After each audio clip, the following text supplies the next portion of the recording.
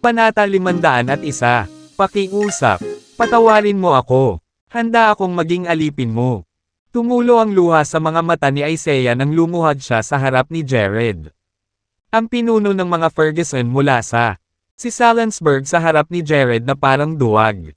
Nang makita ni Tessa ang eksenang ito, hindi niya maiwasang malungkot. Hindi niya maintindihan kung bakit ang mga taong ito ay handang ilagay ang kanilang buhay sa taya para lamang sa kanilang pansariling interes.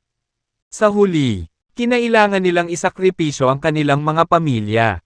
Kung ako ang nakaluhod sa harap mo ngayon, iniligtas mo ba ako? Mahinahong tanong ni Jared. Natigilan.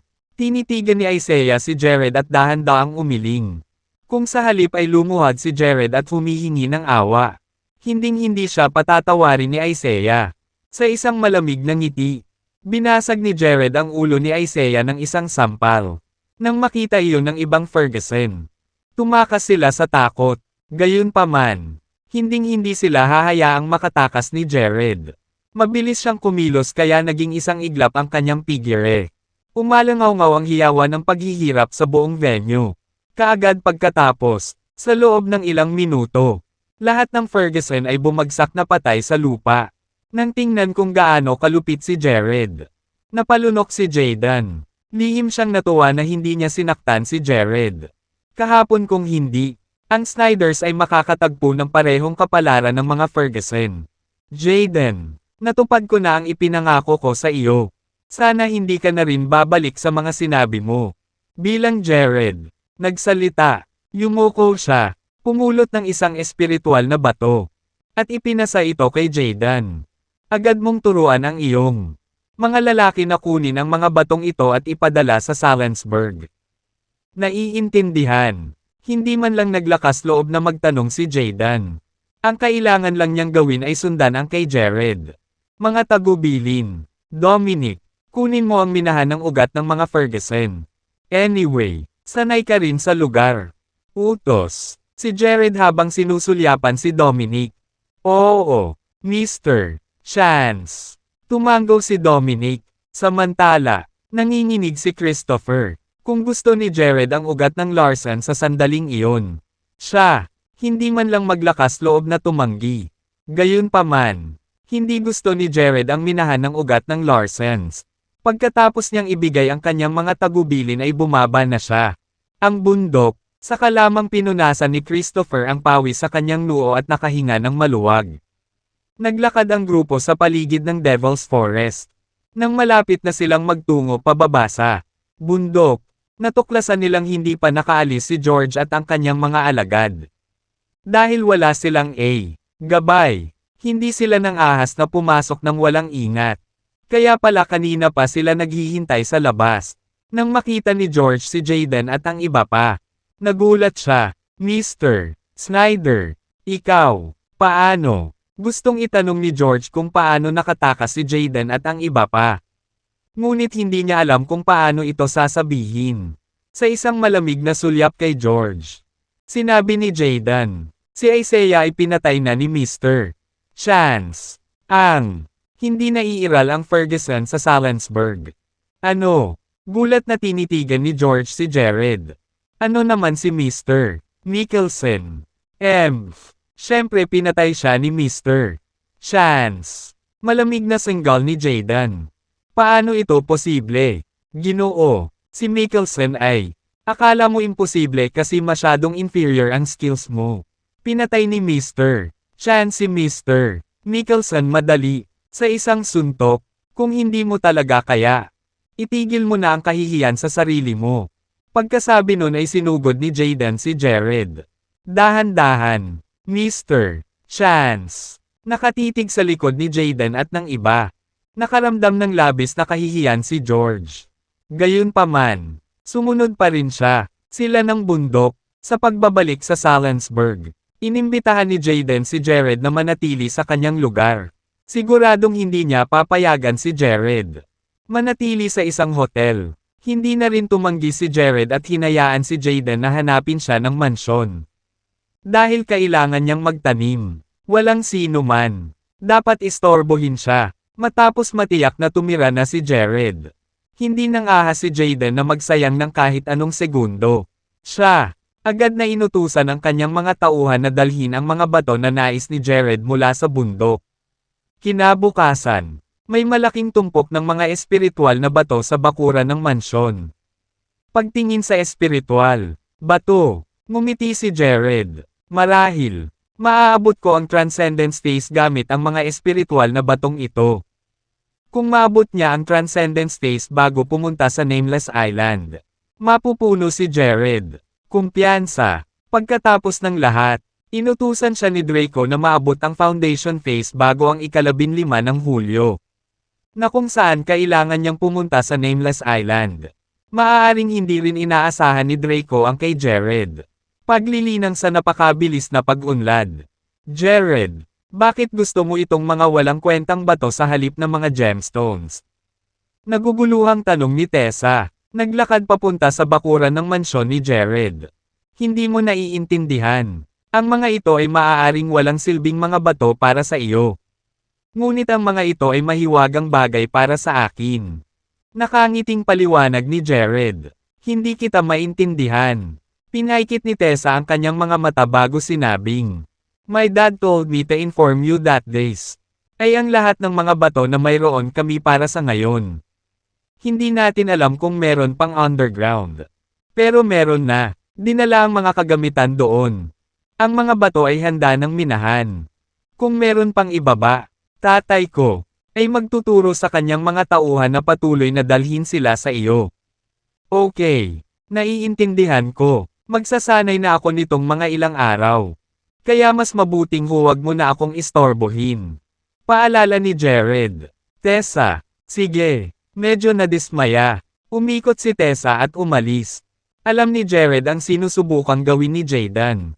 Sa tuwing hihilingin ni Jaden kay Tessa na ay relay ang mga mensahe at ipadala pagkain sa kanya, halatang tangka itong gumawa ng spark sa pagitan nila ni Tessa. Gayunpaman, dahil may Josephine na si Jared, hinding-hindi niya ito pagtataksilan. Pagkabalik ni Tessa, naupo si Jared na naka-cross-legged. Nakatingin sa tumpok ng mga espiritual na bato sa kanyang harapan. Siya, naramdaman ang mga alon ng espiritual na enerhiya na dumampi sa kanya. Sa pamamagitan nito, nagsimula siyang magtanim. Masigasig na nilamon ni Jared ang espiritual na enerhiya na para bang siya ay nagugutom. Lahat ng pore sa katawan niya lumawak habang sinisipsip nila ang espiritual na enerhiya. Samantala, sa loob ng kanyang elixir field, ang focus technique ay narating na ang rurok nito. Patuloy na nililinang ang espiritual na enerhiya na katatapos lang hinigop. 1 araw, 2 araw, at 3 araw ang lumipas. Ang tumpok ng mga espiritual na bato ay mabilis na lumiliit. Nakapikit si Jared ay napahiwalay sa labas ng mundo. Nakalimutan pa niya ang oras. Nang si Jared ay nagsasaka, si Josephine ay natigil sa mansyon sa Summerbank. Labis na nararamdaman, naiinip, nagpadala sina Tommy at Phoenix ng maraming security guard sa paligid ng mansyon para protektahan si Josephine. Maging si Tristan ay personal na pumunta sa Summerbank. Since inutusan siya ni Jared bago ang una. Kaliwa, hindi kailanman mangangahas si Tristan na maging pabaya. Sa kabutihang palad, si Josephine ay nakasama ni Lisbeth araw-araw. Iyon ang dahilan kung bakit hindi siya naiinip. Kamatayan pa, ilang araw na ring wala si Jared. Hindi pa siya bumabalik at wala man lang pinadala kahit isa. Mensahe, nang tawagan namin siya, walang sumasagot. May nangyari ba sa kanya? Kumunat ang noo ni Josephine. Nakaramdam ng pag-aalala para kay Jared. Huwag kang mag-alala. Ang galing ni Jared na walang posibleng mangyari sa kanya. Hanggat wala, mga babaeng nanggugulo sa kanya. Ayos lang. Kung tutuusin, sikat na sikat siya sa mga babae. Pang-asar ni Lisbeth. Gusto mo rin ba siya? Tanong ni Josephine. Sabay tingin kay Lisbeth. Ano? Anong kalokohan ang sinasabi mo?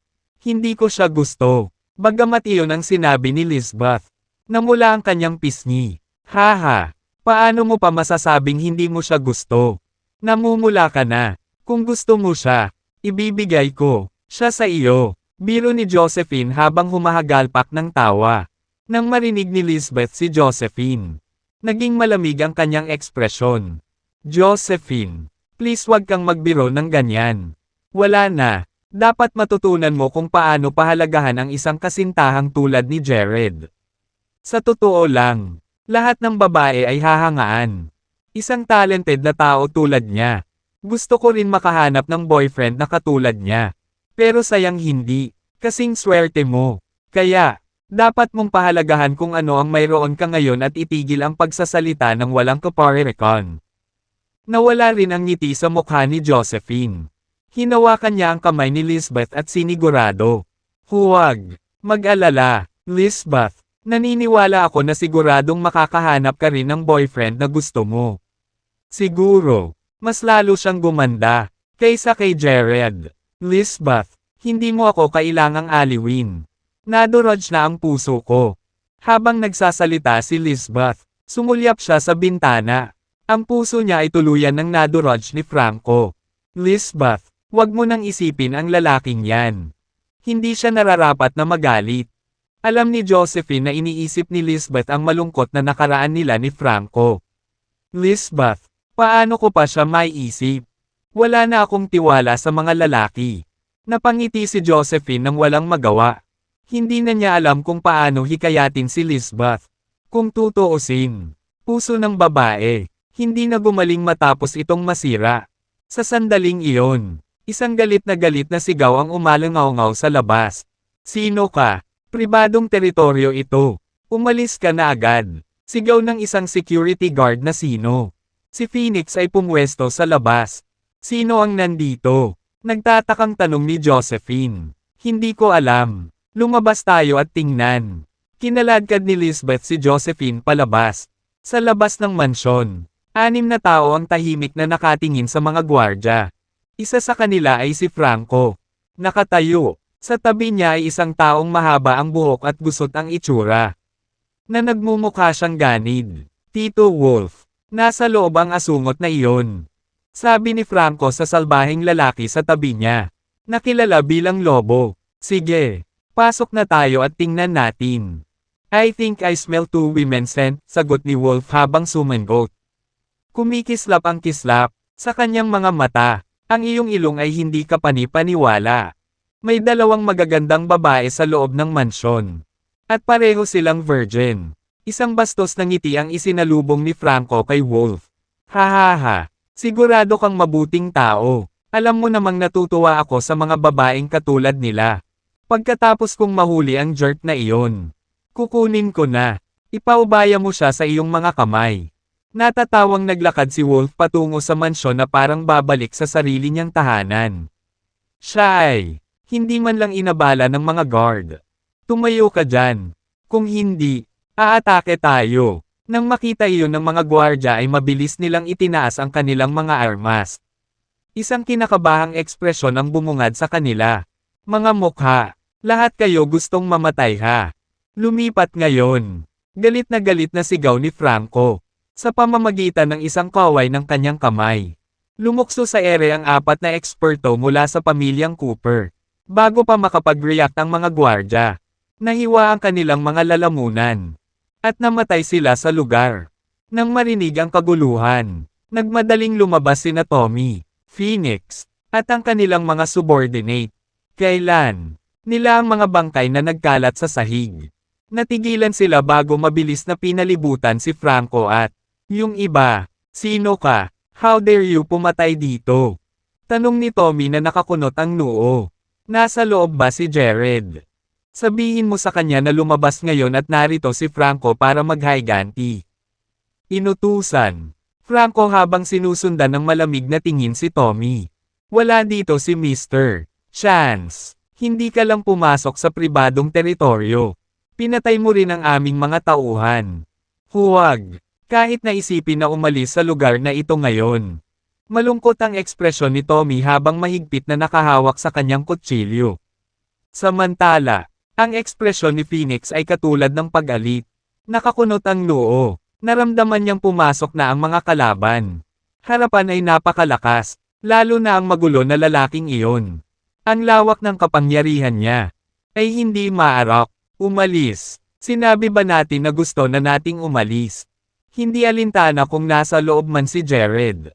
Hindi tayo aalis. Nakangiting deklara ni Franco. With that, walang ibang masabi si Tommy. Itinaas niya ang kanyang talam at akmang susugod sa kanila. Gayunpaman, pinigilan siya ni Phoenix at sinaman siya ng tingin. She then said to Franco, "Sir, hindi ko alam kung paano. Mr. Chance. Pero wala siya ngayon. Bakit hindi mo sabihin sa amin ang iyong pangalan?" Nang si Mr. Pagbabalik ng pagkakataon, sasabihin ko sa kanya na bisitahin ka ng personal at humingi ng tawad. Phoenix, paano mo hahayaan si Mr. Chance na humingi ng tawad? Natarante si Tommy nang marinig iyon. Gayunpaman, hindi siya pinansin ni Phoenix at patuloy na ngumiti kay Franco. Kahit na mas matanda ka. Napakaganda mo. Magaling ka din sa mga salita mo. Kung handa kang maglaro, sa akin sandali, marahil ay kukunin ko ang iyong payo. Tinitigan ni Franco si Phoenix ng nakakalokong ngisi. Kahit na mas matanda na si Phoenix, virgin pa rin siya at hindi pa naaakit ng mga lalaki. Kaya naman, siya, napanatili niyang mabuti ang kanyang kagandahan at parang isang 20 anyos na kabataan. Naging malamig ang ekspresyon ni Phoenix. Gayunpaman, mabilis siyang kumalma at nakangiting sinabi, "Dapat, magbiro ka sir, matanda na ako, sinong magkakagusto sa akin? Kung kailangan mo ng mga babae, makakahanap ako ng 12 para sa ikaw. Ginagarantiya ko na lahat sila ay magiging mga dalagang-dalaga." Pinipigilan ang kanyang galit. Sinubukan ni Phoenix ang kanyang makakaya upang patahimikan si Franco. Alam niyang hindi kaya ng kanilang mga kakayahan. Ikumpara sa mga kalaban sa harap nila. Ito ay hindi dahil natatakot si Phoenix na mamatay. Sa halip, ito ay dahil sina Josephine at Lisbeth ay nasa loob pa rin. Kung sumiklab ang isang salungatan, ang pinakamasamang kaso, ang senaryo ay hindi na sila ay mamamatay sa labanan sa halip. Ito ay nawalang sino man ang naruroon upang protektahan. Josephine, damn it, papatayin kita. Bagamat kayang tiisin ito ni Phoenix, hindi kaya ni Tommy. Tutal babae naman niya si Phoenix. Bilang isang lalaki, ito ay imposibleng matiis niya kung ang babae niya ay pinagsasamantalahan ng ibang lalaki. Sinugod ni Tommy si Franco na nakataas ang kutsilyo. Pagkatapos uminom ng boosting pills na binigay ni Jared. Sa kanya, ang kanyang mga kakayahan ay bumuti ng malaki. Ang kanyang atake ay kasing bilis ng kidlat. Nang makita ni Franco ang pag-atake sa kanya ni Tommy, ngumiti ito. Hindi mo pa naabot ang ranggo ng Grandmaster. Pero naglakas loob ka pa ring lumaban sa akin. Masyado mong pinahahalagahan ang iyong sarili. Dahil doon, pinalis ni Franco si Tommy sa isang sipa. Malakas na hinampes ni Tommy ang pinto dahilan para bumagsak ito sa lupa. Tumulo ang dugo mula sa sulok ng kanyang bibig. Kung hindi lang lumakas ang katawan niya pagkatapos uminom ng boosting pills, baka natama na ang sipa ni Franco. Pinatay siya nang biglang bumagsak ang pinto. Natigilan sina Josephine at Lisbeth. Gusto nilang lumabas and take a look, but the door ended up collapsed in front of them. Franco, nang makita ni Lisbeth si Franco na nakatayo doon na may malamig na ngiti, napasigaw siya sa gulat. Isang tensyon ang bumalatay sa mukha ni Josephine nang makita niya si Franco. Lisbeth, hindi ko inaasahan na nandito ka rin. Hindi nakakagulat na dinampot ni Uncle Wolf ang pabango ng dalawang babae. Ako, hindi ko inaasahan na magiging kaawa-awa ka na ngayon ay laruan ka na ni Jared. Remarked Franco bilang siya. Tinitigan si Lisbeth ng masama. Nang marinig iyon ni Lisbeth, agad siyang namula at sumigaw ng galit na galit. Franco, you jerk. Ano? Kalokohan ba kayo nagbubuga? Kung alam ko lang na ganito ka, hinayaan kong patayin ka ni Jared. Ni Lisbeth, bilang tagapagmana ng pamilya Cooper. Iyon ang pinaka-nakakahiya, sandali ng kanyang buhay. Gayunpaman, inilantad ni Lisbeth ang kanyang trauma sa harap ng lahat. Kung ganoon, sabihin kay Jared na ilabas ang kanyang asterisk sa dito. Ngayon, Dudurugin ko siya. Umuungal. Franco. Franco, sa tingin mo kaya mong patayin si Jared? Nakalimutan mo na ba kung paano ka nag-grovel para sa awa sa harap niya? Pinipilit pa ni Lisbeth si Franco. Nang tawagin niya itong laruan ni Jared. Nawala na siya sa kanya. Init ng ulo. Ha! Bibihagan ko kayong dalawa at ipaparamdam ko sa inyo kung ano ang pakiramdam ng walang hiling kundi ang kamatayan. Pagkatapos, ipakikita ko sa iyo kung mapapatay ko si Jared. Sigaw ni Franco. Tahol niya sa kanyang mga nasasakupan. Hulihin ninyo ang dalawang babaeng iyan at dalhin ninyo sa akin. Huwag mo lang silang patayin. Tumango ang apat na eksperto mula sa Coopers bago tumalon sa ere at nagmamadaling lumapit kay Josephine at Lisbeth. Ihinto ang mga ito. Hindi nila dapat saktan si MS Sullivan. Galit na sigaw ni Phoenix nang makita iyon. Direkta niyang sinisingil ang apat na eksperto mula sa Coopers. Ang 12-dosenang mga gwardya ay nagtaas din ng kanilang mga sandata at pinangangalagaan sina Josephine at Lisbeth. Marami sa kanila. Nagsimulang salakayin ang apat na eksperto. Sa pagkakataong iyon ay bumangon na rin si Tommy. Nagngangalit ang kanyang mga ngipin. Itinaas niya ang kanyang kutsilyo at sumugod pasulong. Ang apat na eksperto mula sa Cooper ay pawang mga Grandmaster. Sa kabilang banda, si Phoenix lamang ang isang Grandmaster sa kanilang pagtatapos. Hindi alintana kung si Tommy o ang mga gwardya. Sila ay mga seniors lamang. Ito. Imposible para sa kanila na kalabanan ang isang Grandmaster. Ang Phoenix ay nagpupumilit na labanan ang dalawang eksperto mula sa Coopers lamang. Ang iba pang dalawang eksperto ay nakikipaglaban. Ito kasama si Tommy at ang iba pa. Dahil sa malaking pagkakaiba sa kapangyarihan. Kaya ni Tommy at ng iba pang mga gwardya. Bahagya ng naninindigan. Hindi nagtagal. Tumaas ang bilang ng mga nasawi at nasawi. Pagtingin sa eksena, natarante si Phoenix. Gayunpaman, habang siya ay nagpupumilit na ipagtanggol ang sarili. Hindi siya nakakatulong. Si Tommy at ang iba pa, habang pinagmamasdan ang labanan sa kanyang harapan. Napangiti si Franco, although medyo makapangyarihan si Jared. Mga subordinate niya, mga basura lang. Nang nagyayabang si Franco tungkol dito, biglang bumungad sa kanila ang isang figure. Ang mga eksperto mula sa si Cooper, na minamasaker ang mga gwardya, ay biglang pinalipad ng taong iyon. Dugo, tumalsik sa kanilang mga bibig habang sila ay nakahiga.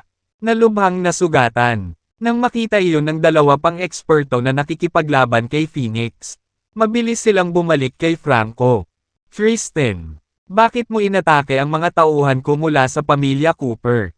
Hollered Franco as he glared at the tao, nakasuot ng puting suit, buong pagmamalaki ni Tristan. Franco, itong mga tao dito ay nasa ilalim ng aking proteksyon. Kung ikaw, ayokong magkaaway ang mga Bailey. Umalis ka na, nasa ilalim sila ng proteksyon mo. Kumunat ang noo ni Franco bago sumili ang ngiti sa kanyang mga pisngi. Pang-uuyem. Coldly, he snapped, gusto mo lang yang jade pendant. Right. Tumigil ka sa pagpapanggap sa harap ko. Ikaw ba, sa tingin mo kaya mo silang protektahan dahil lang sa gusto mo? Kung ayaw mong mamatay, magwala ka. Franco, talagang nangangahas ka bang maging kaaway ng mga Bailey? Nagyelo ang ekspresyon ni Tristan. Paf! Paano kung maging kaaway ako ng mga Bailey? Malapit nang ilabas ang tatay ko.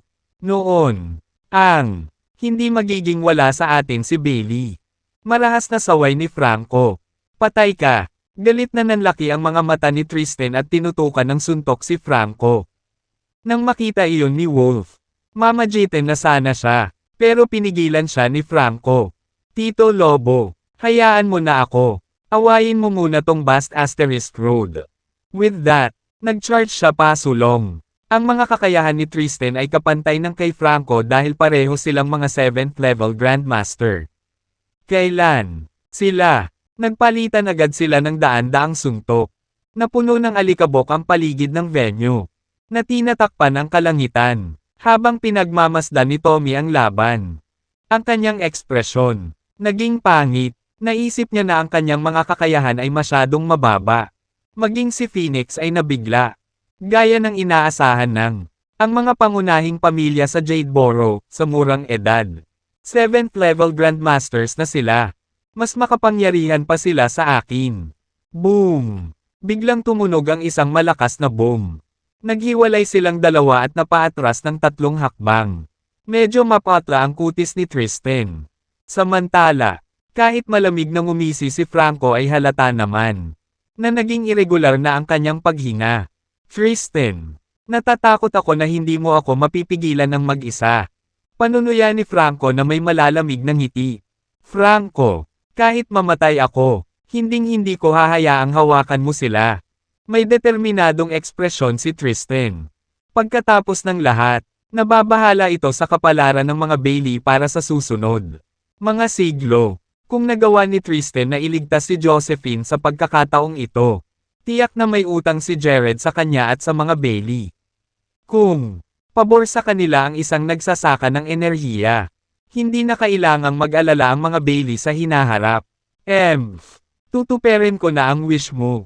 Sa malamig na singhot, sinulyapan ni Franco si Wolf at sinabing, Tito Lobo, pilayin itong Bast Asterisk Road. Inutusan lang ni Franco si Wolf na pilayin si Tristan imbes na patayin siya.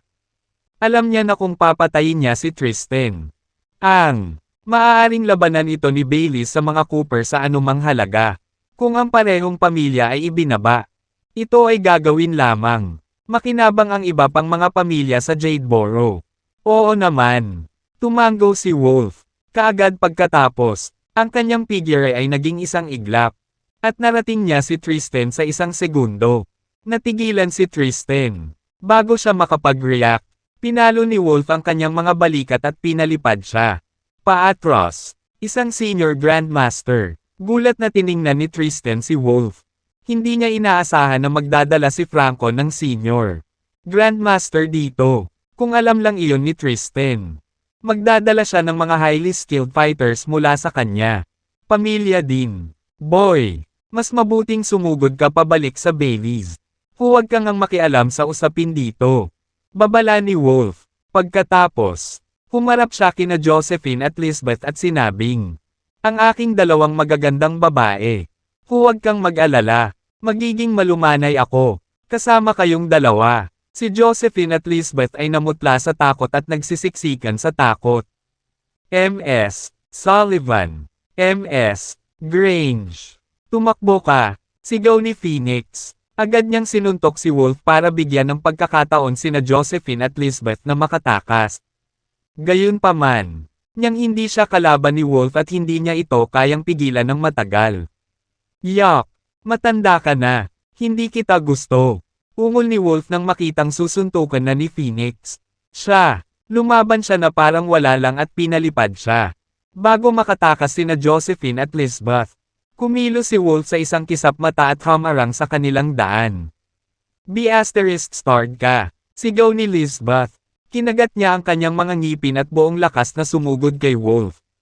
Flash! Nagsanay si Lisbeth sa martial.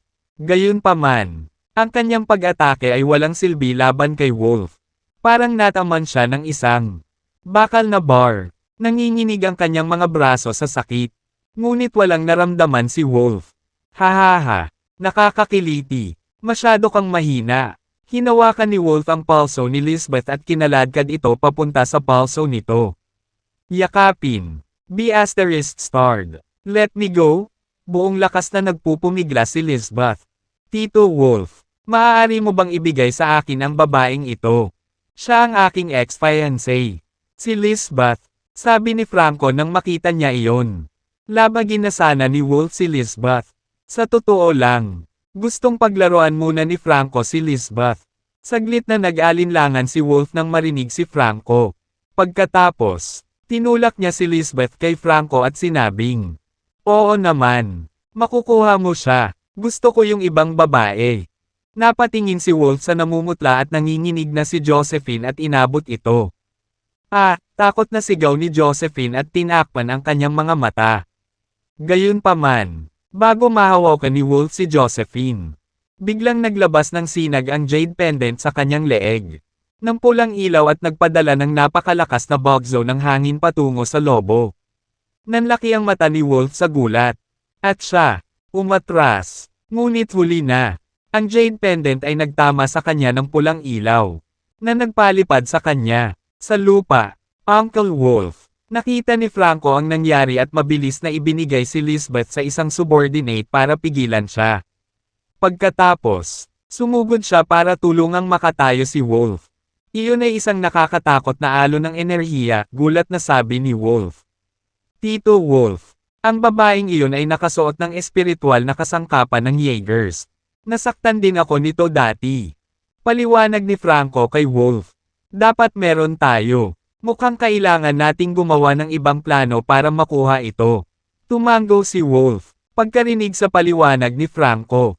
Tara na, wala si Jared dito. Ipaghihiganti kita ulit kapag bumalik na siya. Pagkatapos, hahanap tayo ng paraan para makuha ang espiritual na kasangkapang iyon. Walang choice si Franco kundi ang tumango bilang pagsang-ayon. Si Jared ay wala dito. At hindi pa kami makakahanap ng paraan para makuha ang espiritual na kasangkapan. Sa makatuwid, maaari lamang kaming umalis para sa ngayon na, gayunpaman, hindi kami umaalis na walang dala. Nahuli ko si Lisbeth, at magiging masaya ako kasama siya. Pag-uwi ko, bitawan mo si Lisbeth. Napasigaw si Josephine nang makitang isinama ni Franco si Lisbeth. Napangiti si Franco at sinabing, kung gusto mong bitawan ko siya, sabihin mo kay Jared na puntahan ako at magpatira pa. Kanyang sarili na humingi ng tawad. Marahil ay maaaring magpakita ako ng awa. Hihintayin natin siya sa Lucky Hotel. With that, kinuha ni Franco si Lisbeth at umalis. Samantala, sa Salinsburg, si Jared ay naglilinang pa rin sa tirahan ng Snyder. Kinilig siya sa sandaling iyon. Nabuhay ang jade pendant ni Josephine. Sa wakas ay binuksan niya ang kanyang mga mata sa unang pagkakataon sa loob ng 3 araw. Kumunat ang noo ni Jared at may pag-aalalang ekspresyon. Tiningnan niya ang mga espiritual na bato na nakatambak na parang maliit na burol. Malapit sa kanya, iyon na lang ang natitira. Ngunit hindi gaanong tumaas ang kapangyarihan ni Jared. Pagkatapos ubusin kaya, maraming espiritual na bato. Naabot lamang niya ang 5th year ng foundation phase. Sa una, akala ni Jared ay makakamit niya ang transcendence phase. Ngunit ito pala ang espiritual na enerhiya. Tumaas ng maraming beses ang pangangailangan habang umuunlad ang antas. Dominic, sigaw ni Jared. Alam niyang nasa panganib si Josephine. Kaya kailangan niyang bumalik doon. Summerbank kaagad. Hindi nagtagal. Pumasok ang isang katulong mula sa tirahan ng Snyder. Malamang na naghihintay siya sa labas ng silid ng lahat ng ito. Habang nagbabantay, Mr. Chance, si Mr. Wagner ay abala sa pag-aayos ng minahan ng ugat. Wala siya rito. Ang katulong. Ipinaliwanag agad. Nasaan si Mr. Snyder? Tanong ni Jared. Katatapos lang magtanong ni Jared nang sumugod sina Jaden at Tessa. Mr. Chance. Natapos mo na ba ang iyong cultivation? Excited si Jaden nang makitang nagising na si Jared. Kakasimula pa lang naming mag-drill at maghukay ng bagong natuklasang vein mine. Kaya kailangan pa namin ng ilang oras para makahanap ng kahit ano. Kaya, kakailanganin natin ng ilang araw para makuha ang mga batong kailangan mo. May emergency ako sa Summerbank. Pakihanda agad ako ng sasakyan. Mukhang balisa si Jared. Puno ng pawis ang kanyang noo. Nakita kung gaano kabalisa si Jared. Hindi naglakas loob si Jaden na pigilan siya. Mabilis niyang sinabi, Mr. Chance, I have a personal na helicopter. Kung may emergency ka, magagamit mo ito. Iyan ay kahanga-hanga. Nagulat si Jared. Hindi niya inasahan na ang isang may-ari ng minahan ay sobrang maluho sa pagmamay-ari. Isang personal na helicopter. Hindi nagtagal. Handa na ang helicopter. Pumasok si Jared at dumiretso sa Summerbank. Samantala, napatingin si Tessa kay Jared na papaalis sa helicopter at hindi makatingin sa malayo ng matagal. Napansin ni Jaden ang pananabik na ekspresyon ni Tessa at tinapik niya ang balikat nito. Tessa, Mr. Chance is an outstanding lalaki. Depende sa iyo kung magiging interesado siya sa iyo. Tumango si Tessa. Gagawin ko ang aking makakaya. Samantala, nanatili si Josephine sa isang silid na may mahigit 100 tao ang nagbabantay dito. Parehong Phoenix. At si Tommy ay nasugatan. Buti na lang at may boosting pills pa sila. Ang mga table tasks ay nagpapahintulot sa kanila na gumaling ng mabilis. At napigilan silang makaranas ng matinding pinsala. Sa kabilang banda, maswerte si Tristan dahil sa koneksyon niya sa mga Bailey. Sa makatuwid, hindi ginawa ni Wolf. Atakihin siya ng masyadong mabangis at nag-iwan sa kanya ng menor de edad na pinsala. Kaya, naging maayos siya. Sa kabilang banda, dinukot ni na Wolf at Franco si Lisbeth. Nawalan ng pag-asa si Josephine sa isiping iyon. Maaaring nagdurusa si Lisbeth sa sandaling ito. Gayunpaman, hindi masyadong naabala si Tristan kay Lisbeth. Pagdukot, pagkatapos ng lahat, ang kanyang tungkulin ay protektahan si Josephine at hindi si Lisbeth. Jared, bakit hindi ka pa bumabalik? Dinukot nila si Lisbeth. Maaaring naghihirap siya sa ilalim ni Franco. Kamay ngayon. Natatakot ako na hindi siya magtatagal. Kailangan mong bumalik kaagad para iligtas siya. Iningatan ni Josephine. Nagmumokmok sa kwarto na parang nagdadasal. Swoosh! Swoosh! Swoosh! Biglang nagmula sa langit ang malalakas na ingay.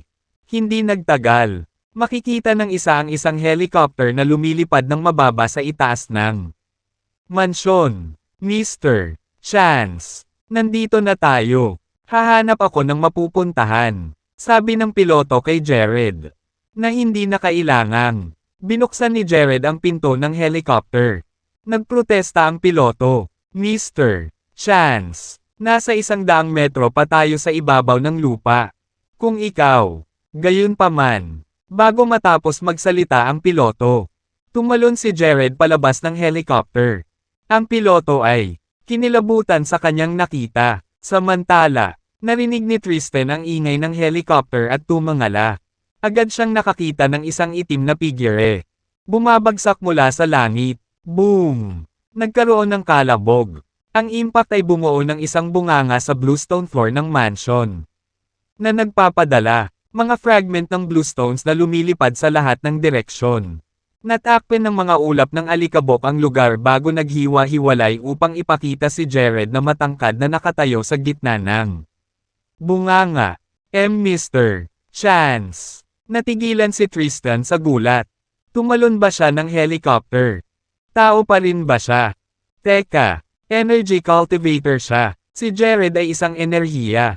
Magsasaka at isang walang kamatayan.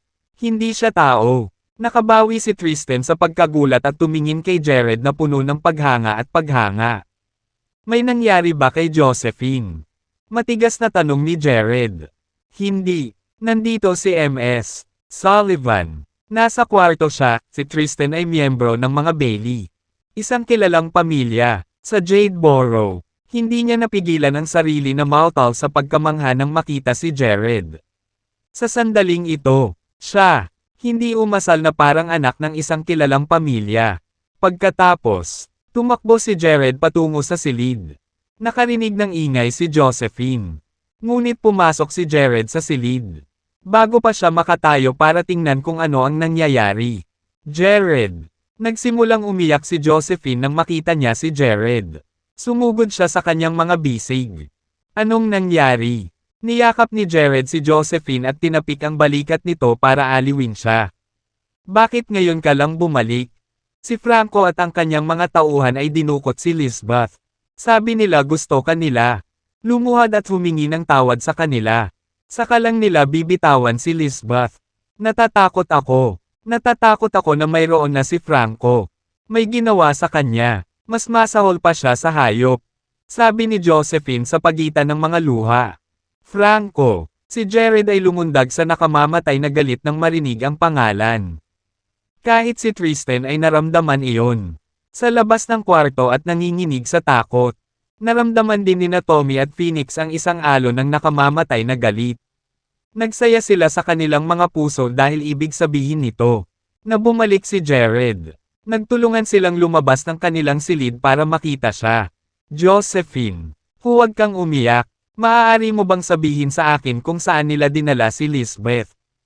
Ililigtas ko siya at dadalhin. Bumalik. Tanong ni Jared kay Josephine. Maswerteng hotel. Nabanggit ni Franco ang lugar na ito bago siya umalis. Sagot ni Josephine. Maswerteng hotel. Tumango si Jared. Naiintindihan ko. Dapat manatili ka rito at magpahinga. Babalik ako kaagad. Binitawan ni Jared si Josephine at nagplanong pumunta agad doon. Sa sandaling ito, sina Tommy at Phoenix ay nalalaya ng isa't isa at pasuray-suray na pumasok sa silid. Nang makita nila si Jared, nabaling ang kanilang mga ekspresyon. Kahihiyan at pagkakasala. Mr. Chance, kami, nabigo ka namin. Tama na. Huwag mong sisihin ang sarili mo. Alam kong ginawa mo ang lahat ng iyong makakaya. Pinutol sila ni Jared. Siya, alam ang lawak ng kanilang kakayahan at hindi sila kalaban ni Franco. Higit pa rito, si Jared din. Alam niyang pumunta si Franco dito para maghiganti. Kaya, siya ay nagdala ng iba pang mga bihasang mandirigma. Siya, Tommy, pagkabalik ko, tutulungan kitang umakyat sa ranggo ng Grandmaster. Dagdag ni Jared. Naabot ni Jared ang 50th year ng Foundation Phase. Bagamat hindi pa niya naabot ang Transcendence Phase, magiging madali pa rin para sa kanya na tulungan si Tommy na makamit ang ranggo ng Grandmaster.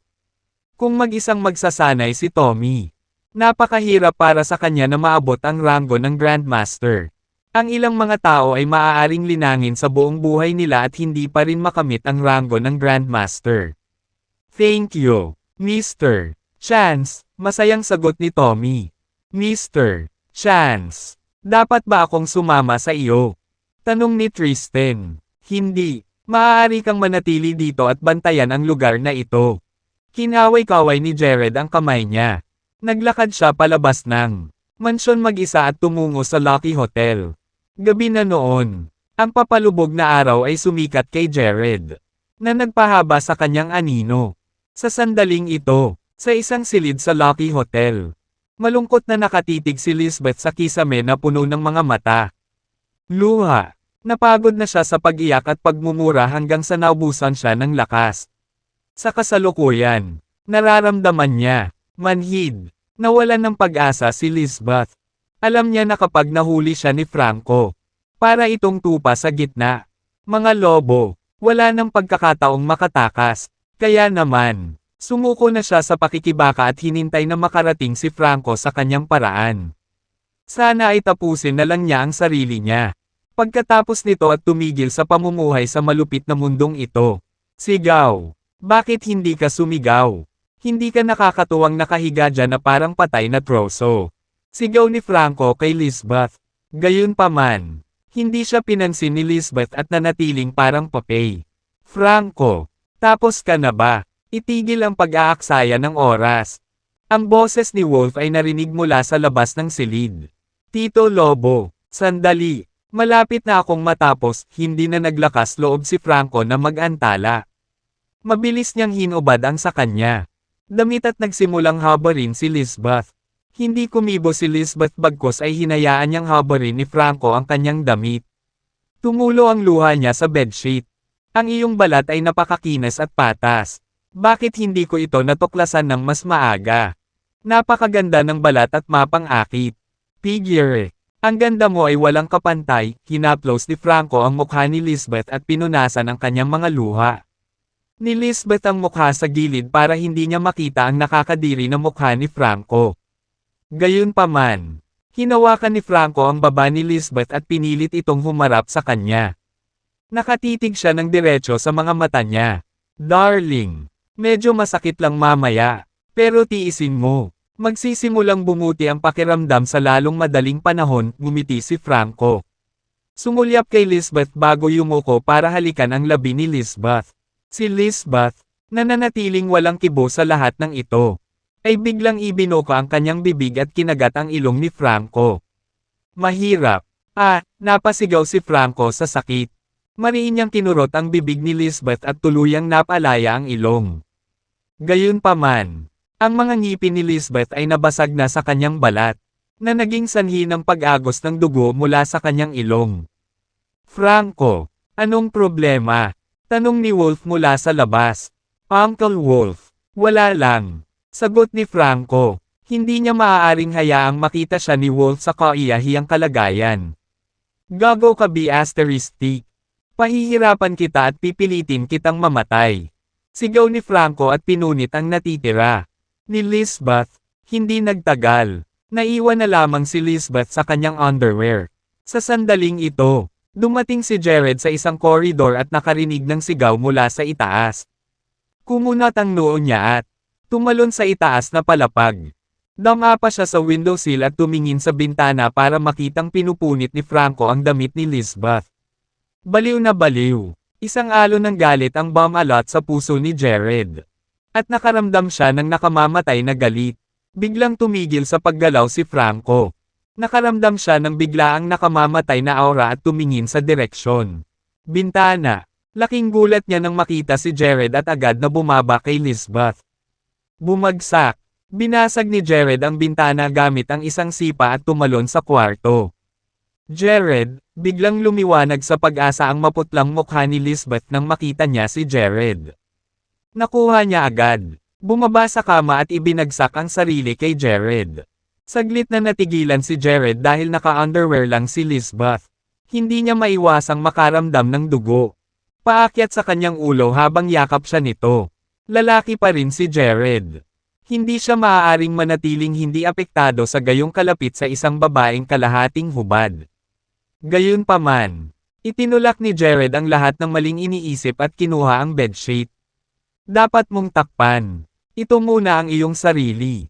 Nang marinig siya ni Lisbeth, biglang napagtanto ni Lisbeth ang estado ng kanyang pananamit at mabilis na tinakpan ang sarili ng bedsheet. Samantala, mabilis na sinipa ni Wolf ang pinto nang marinig ang ingay ng pagkabasag ng bintana. Tinuro ni Franco si Jared at galit na sumigaw. Tito Wolf, siya po, siya si Jared. Tumingin si Wolf kay Jared at nginisyen. Isa lang siyang punk, at hindi mo man lang siya matatalo. Si Franco ay isa sa pinakamalakas na mandirigma sa kanyang edad. Nahirapan si Wolf na maniwala na hindi niya kaya talunin si Jared. Tito Lobo, huwag mo siyang maliitin. Pinatay ng lalaking ito si Derek sa isang welga. Hindi ako malakas para labanan mo siya. Binalaan ni Franco si Wolf. Humph! Walang kwenta si Derek. Kahit na kaya ko siyang patayin sa isang hampas lang. Walang hiyang tawagan ang mga tulad ni Derek. Sila mismo ay isang instructor. Nanunuya si Lobo. Tito Lobo, tama ka. Paano posible para kay Derek Jantz na may kumpara sa iyo? Ikaw ay isang senior Grandmaster. Sinubukan siyang pakalmayan ni Franco sa pamamagitan ng pag-butter sa kanya. Hindi siya nang ahas na tapokan ang mga daliri ni Wolf dahil ang huli ang pinakamakapangyarihang backup niya sa ngayon. Kahit na siya ang batang tagapagmana ng mga Cooper, wala siyang ibang pagpipilian kundi ang maging magalang sa lahat ng senior. Mga Grandmaster ng pamilya, Brat, kung luluhod ka at humingi ng tawad sa akin ngayon, baka bigyan kita ng mabilis na kamatayan. Kung hindi, gagawin mo lamang mo ang iyong sarili kapag dumating ka sa isang kakilakilabot na wakas. Ngumuso si Wolf, na nagpakawala ng nakakapangilabot na aura. In a split second, natakpan ang buong kwarto ng kanyang kahanga-hangang aura. Sa sumunod na sandali, nakaramdam si Franco ng paninikip sa kanyang dibdib at nagsimulang humarap sa kahirapan sa paghinga. Nang maramdaman ang kahanga-hangang aura ni Lobo, namula agad ang mukha ni Lisbeth. Nakanganga sa kanya, hindi niya mapigilan. Ngunit hingal ng hangin. Nang makitang hingal na hingal si Lisbeth, iniunat ni Jared ang kanyang kamay para hawakan ito. Isang alon ng purong espiritual. Ang enerhiya sa kanyang katawan sa loob ng ilang segundo. Sa isang kisap mata, naramdaman ni Lisbeth na nabawasan ang kanyang discomfort bilang isang ulo ay damaloy sa buong katawan niya. Pagkaraan ng ilang sandali, tumigil si Wolf sa paglabas ng kanyang aura at malamig na tinitigan si Jared. Jared Chance, kahit gaano ka kalakas, walang paraan para sa iyo at sa iyong babae kapag nasa paligid si Uncle Wolf. Mas mabuting lumuhad ka at humingi ng tawad sa kanya.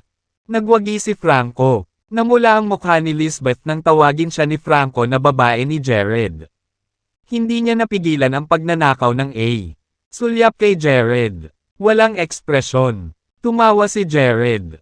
Kung mayroon kang lakas ng loob, maaari mo ring subukan ito. Sa sumunod na segundo, nawala siya sa hangin. Napatulala ang lahat. Di nagtagal. Si Franco ay dinaig ng isang biglaang pakiramdam ng problema.